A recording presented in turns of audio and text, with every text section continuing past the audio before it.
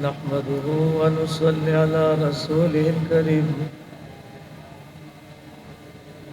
اما بعد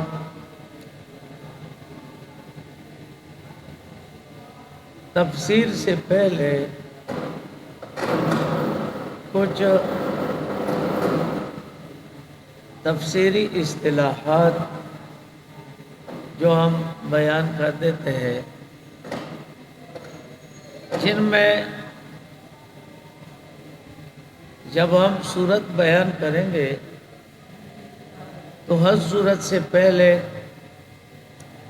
اس کا دعویٰ ذکر کیا جاتا ہے اور پھر دعویٰ کے اوپر دلائل ذکر کیے جاتے ہیں۔ تو دعوی صورت کا کیا مقصد ہوتا ہے؟ صورت کی دعوے کا مقصد اس صورت کی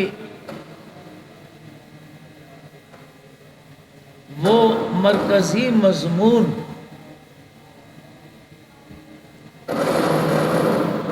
کہ جس کے اوپر اس صورت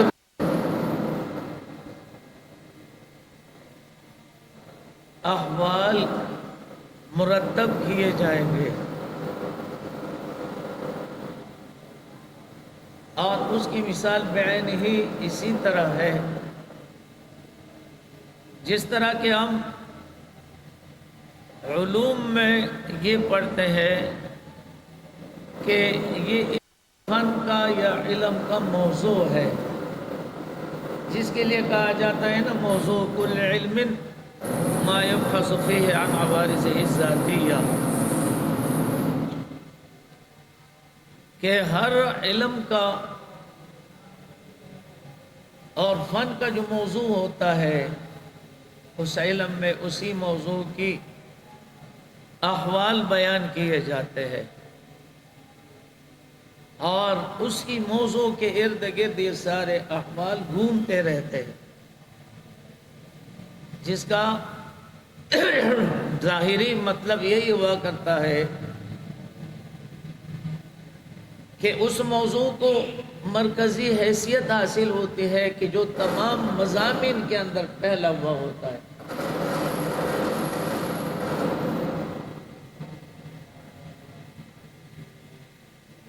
اور اسی موضوع کی وجہ سے یہ فن اور علم باقی موضوعات سے ممتاز بنتا ہے۔ علماء اس کی مثال بیان کر دیتے ہیں کہ جس طرح ایک بیج سے جو درخت اگتا ہے تو ان کی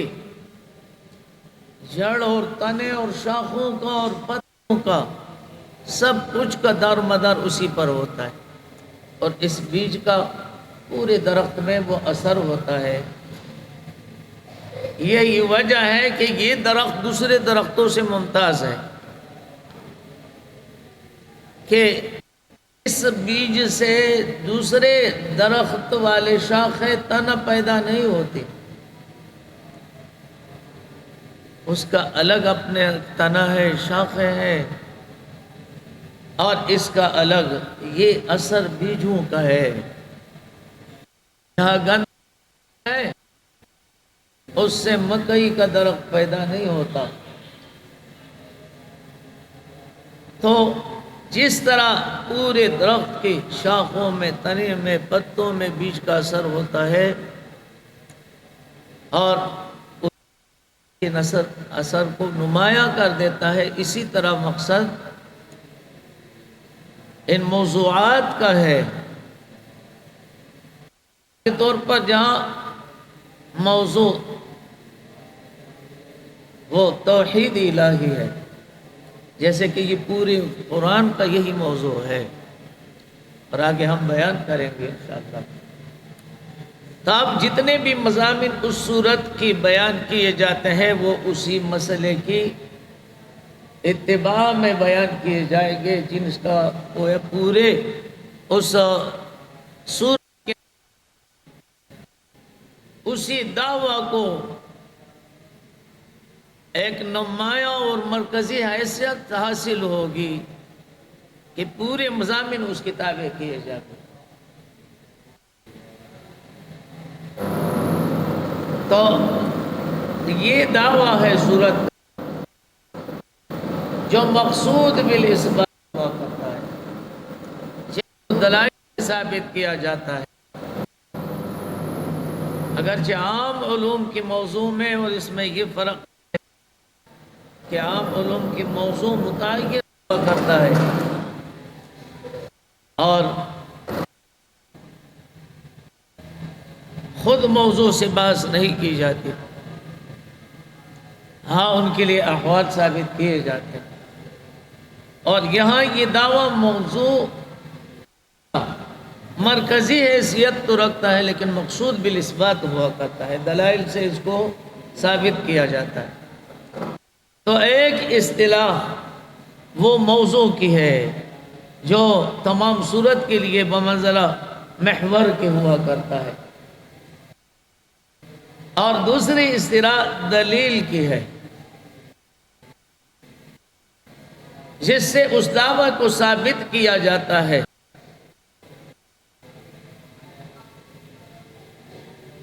قرآن پاک میں سورت کے دعویٰ کے لیے 3 قسم کے دلائل ذکر کیے جاتے ہیں. دلیل عقلی ہے، دلیل نقلی اور دلیل وحی. دلیل عقلی کا مطلب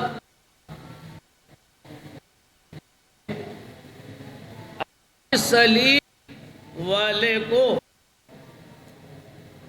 اس کی عقل اس بات پر مجبور کرے گی کہ جو امور دعوے کے اندر مذکور ہے، مثلا جب منکرین توحید کے سامنے ہم دعوی توحید ذکر کریں گے اور وہ عقل سلیم رکھتا ہو، پاگل نہ ہو، مجنون نہ ہو، اور کسی اور طرح سے اس کی عقل متاثر نہ ہو، تعلیم والے کو اس کی عقل مجبور کرے گی کہ دعوے میں جتنے امور مذکور ہے اللہ تعالیٰ کی ذات کی قدرت میں ہے، اس کی قدرت میں ہے، اور یہ امور کسی نبی یا کسی فرشتے یا کسی ولی کی قدرت نہیں، لہذا توحید ماننا پڑے گا. تو جو منکر ہے عقل سلیم رکھنے والا، چونکہ اس کی یہ عقل اس کو مجبور کرے گی اس دعوے کے ماننے پر، تو اس دلیل کو دلیل عقلی کہتے ہیں کہ عقل بھی اس کو مانتی ہے. اسی طرح اگر وہ مقابل دہری ہو کہ جن کا یہ عقیدہ ہوا کرتا ہے کہ یہ تمام اشیاء وہ خود بخود پیدا ہوتے ہیں، جو صفت خالقیت سے منکر ہے، اور کہتے ہیں کہ یہ اس زمانے میں اشیاء کا وجود خود بخود صادر ہوتا ہے. بالفاظ دیگر ان کو اہل بغت والاتفاق بھی کہا جا سکتا ہے کہ اشیاء کا وجود بغتتاً و اتفاقاً ہے. تو عقل سلیم اس کو بھی مجبور کر دے گی کہ یہ اتنے عجیب و غریب نظام جو انتہائی خوبصورت ہیں، یہ خود بخود پیدا ہونے والی چیزیں نہیں. جس طرح ہم دیکھتے ہیں دنیا کی کائنات میں مختلف قسم کی پھول اور اس میں مختلف قسم کے رنگ بھرے ہوئے، کبھی الگ الگ رنگ ہے ہر پھول کا، اور کبھی ایک پھول کے اندر اللہ تعالیٰ نے بہت سارے رنگوں کو جمع کیا ہوا ہوتا ہے. اب یہ اشیاء یا اتنی خوبصورت کائنات اور مخلوق یہ خود بخود پیدا ہونے والی نہیں ہے، بلکہ ضرور اس کا کوئی خالق موجود ہے۔ تو دلیل عقلی کا معنی یہی ہوا کرتا ہے کہ عقل بھی اس کو تسلیم کرے، اور دلیل نقلی کا معنی کہ جو دوسرے سے نقل ہو۔ اس بات دعویٰ کے لیے جب کسی سے نقل کیا جاتا ہے دلیل کو، تو اس دلیل کو پھر دلیل نقلی کہا جاتا ہے، اور دلیل وحی کا مطلب ہوتا ہے کہ یہ تو اللہ کی طرف سے حکم ہے، جن کے اب ہم مثالیں بھی بیان کر دیں گے کہ اللہ تعالیٰ نے یہ وحی کر دی ہے تو میں تو اس کا مخالفت نہیں کر سکتا ہوں، اللہ کا حکم ہے، تو یہ دلیل وحی کہلاتا ہے۔ تو تین قسم کی دلائل اور اس کی وجہ حقیقت میں وہ اس کا مقابل جو منکر ہے ان کے اس ظن باطل کو رد کرنے کی واسطے کہ وہ یا یہ کہے گا کہ یار یہ بات ہماری عقل میں آنے والی نہیں ہے، جیسے اجعل الآلہۃ الہا واحدا ان ھذا لشیء عجاب، کہ ارے اس نے تو تمام الہوں کو چھوڑ کر ایک الہ کی عبادت کا کہا، اب یہ سارے الہوں کو الہ واحد تسلیم کیا، اور یہ تو ایک ایسا معاملہ ہے جو عجیب ہمارے عقلوں میں آنے والی نہیں، تو جو اس کی مقابل پیش کیا جائے گا وہ دلیل عقلی، اور کبھی وہ یہ کہے گا کہ یہ تو صرف آپ ہی یہ بات کہنے والے ہیں، ما سمعنا بہذا فی الملت الآخرہ،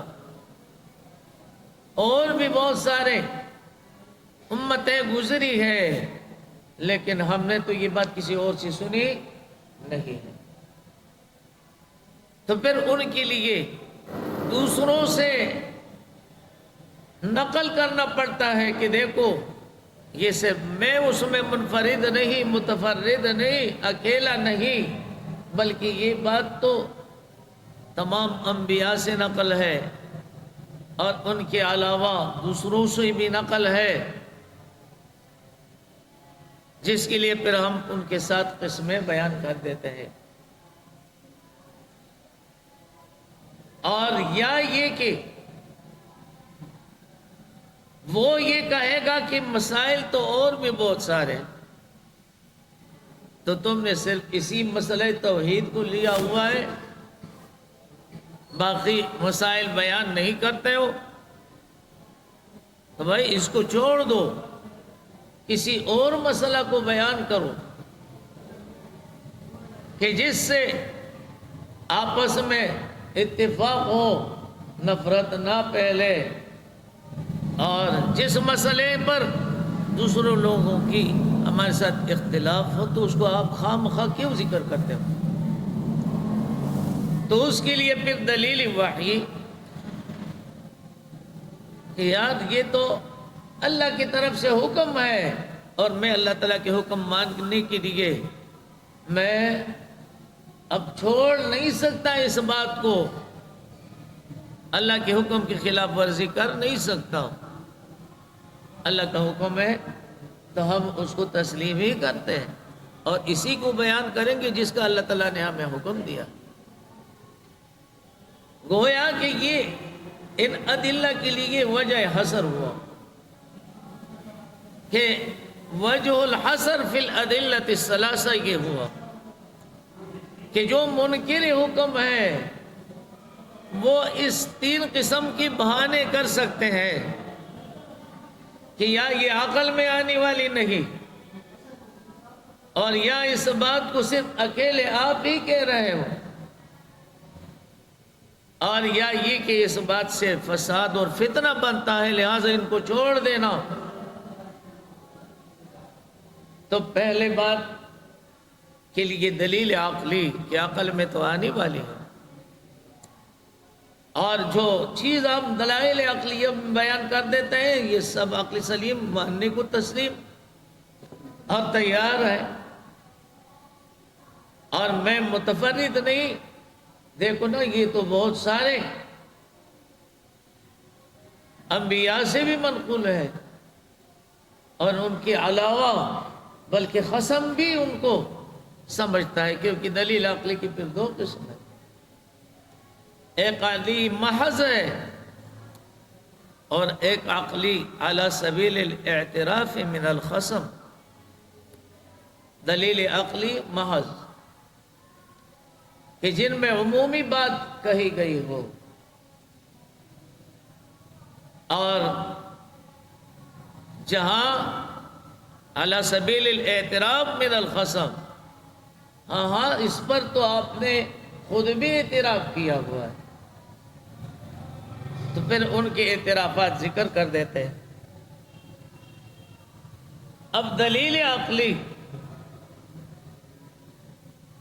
کہ عقل تسلیم کرنے والی